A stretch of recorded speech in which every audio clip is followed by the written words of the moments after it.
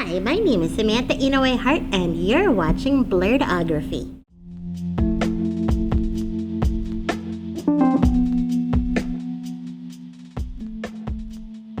You're now listening to BLERDKAST, presented to you by Blerdography.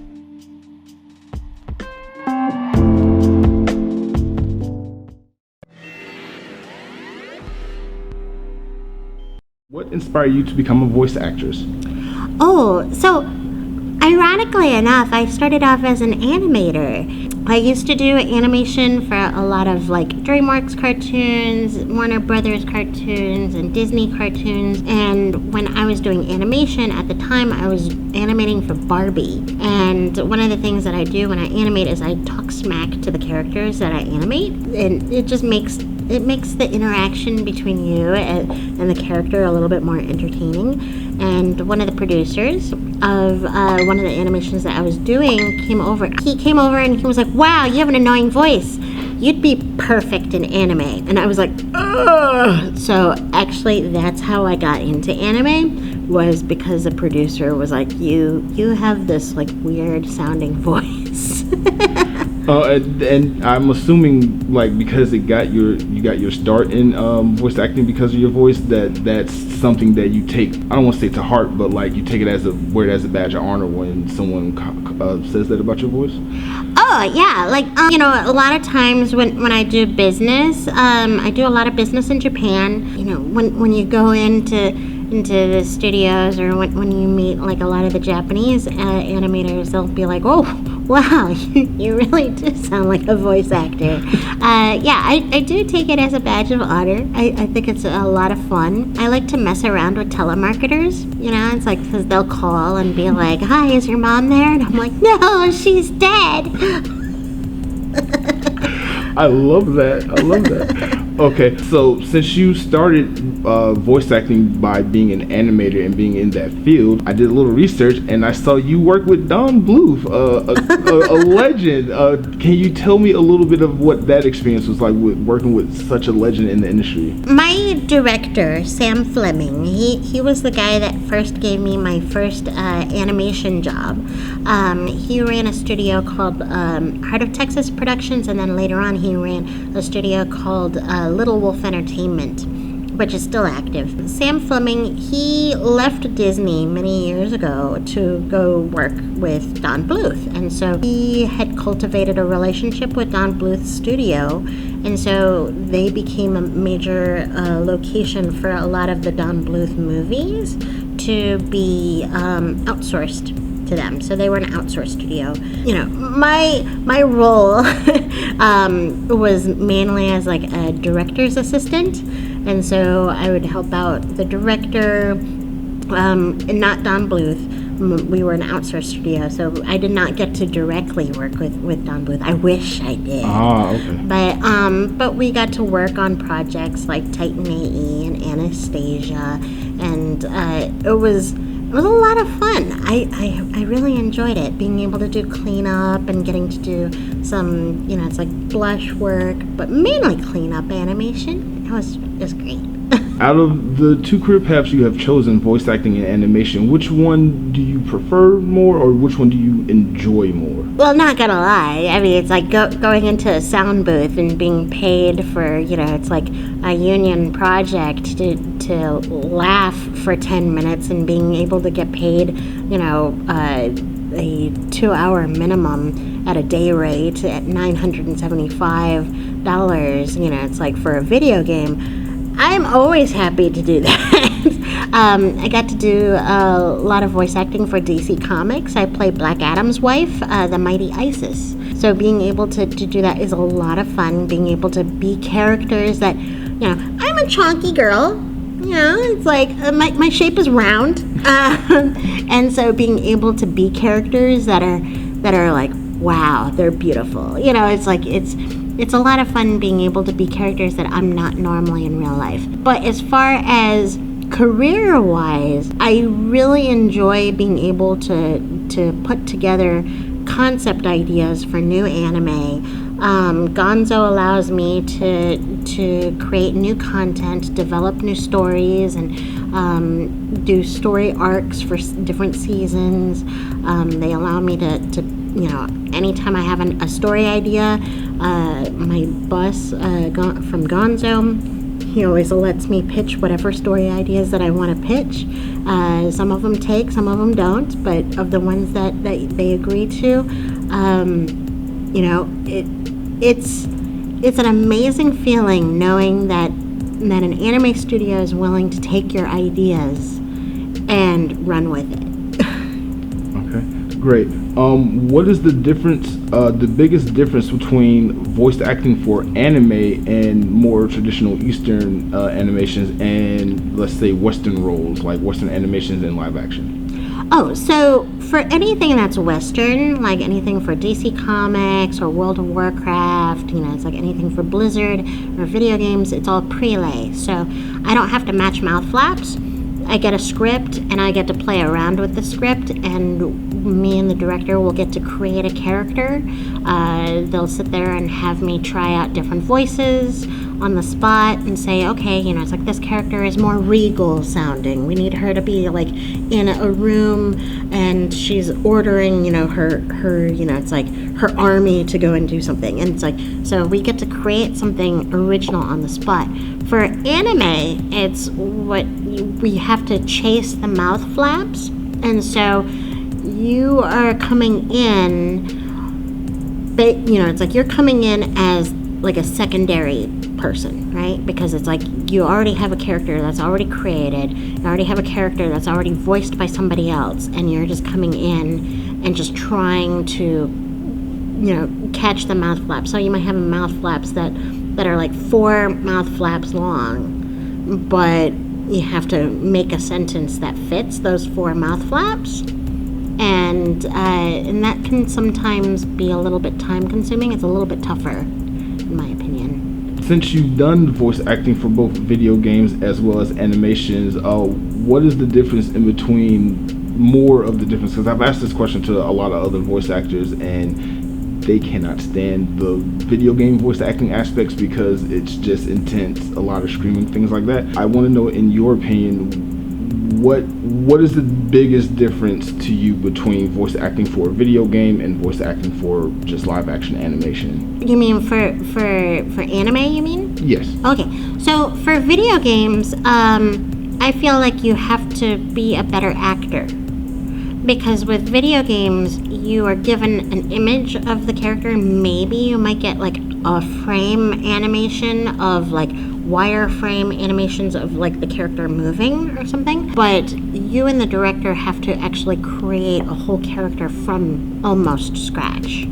And you have to work with the director to create the tone of the voice. You have to like understand, like for anything that's like DC Comics or anything that is a major video game, you oftentimes get some footage of content that they want you to reference for your performance. And so you have to have a strong acting background in order to get this done. Whereas for anime, all the thinking has kind of been taken away, and it's not about acting skill, it's about being able to say the words at the right time to get them to fit the mouth flaps. So less acting. So I was doing a little more digging before the interview, and I found a few fun facts that I would like to talk about. Since my channel is primarily geared towards people of color and their experiences, I would like to know, what are some of your experiences, or what were some of your challenges that you faced being a person of color coming up in this industry, both animation and voice acting? Oh, yes. So, I will have to get on a soapbox. When I got into voice acting in anime, I started working in Texas. There was me and there was a guy named Doug Smith. We're both half Asian. Together we make one full Asian. And that was as diverse as anime was during the 90s and early 2000s. And it sucked. because I actually got told by one of the directors, I'm not going to name the studio, I was like, hey, we should definitely try and get more other POCs here. And the guy kind of looked at me dead in the eye and was like, well, there's you and Doug. Isn't that enough? That's enough, right? And I was like, no, we're not enough. It's like, together we make one full Asian? Nah. I did do a lot of casting back in the day, and I did try and do a lot of scouting. I would go to churches to go and listen to it's like the choirs.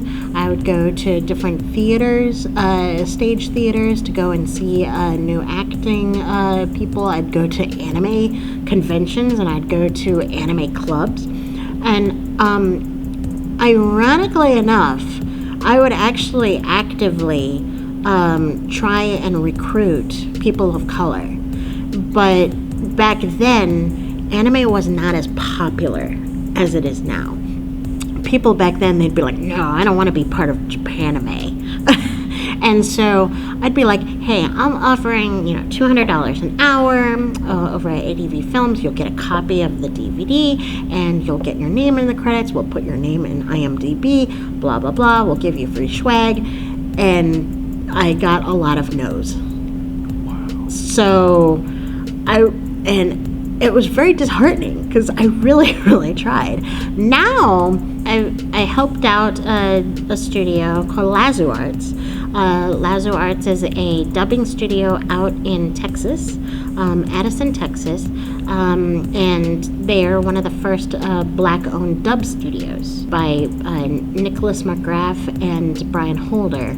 And we have worked together with multiple studios like Lion Forge Animation, with Enlight Media, both black-owned, worked together with several other companies that are black-owned.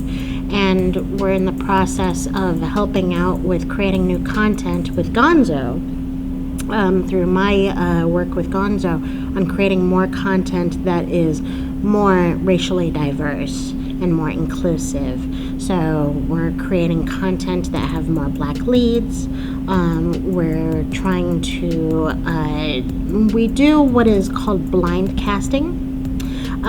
So traditionally, if you go to Crunchyroll, say there's over 900 voice actors over at Crunchyroll, but if only, half a dozen or a dozen voice actors are, POCs, then it's kind of harder, right? It's like what happens is that you've got all these characters who, even though they might be Asian, in anime, most characters are Japanese, but mainly, you have a lot of white actors, and they're auditioning for all these different characters, and they're also auditioning for all the black characters or MENA characters or other, race characters. But then you've got a small group of black voice actors, MENA actors, Hispanic actors, Asian actors, and they're only able to audition for like POC characters, then that's limiting.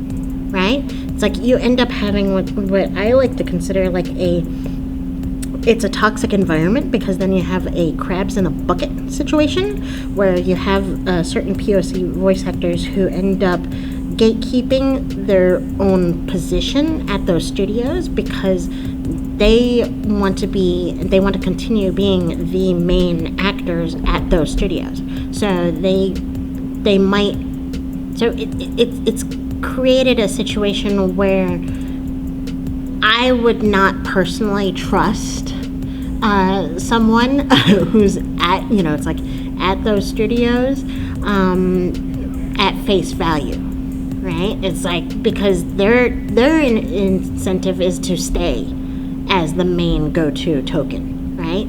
And so it makes it harder for anyone trying to get in, and that causes a problem, because you have all these white actors auditioning for POC characters, but then you have the POC actors only able to audition for POC characters.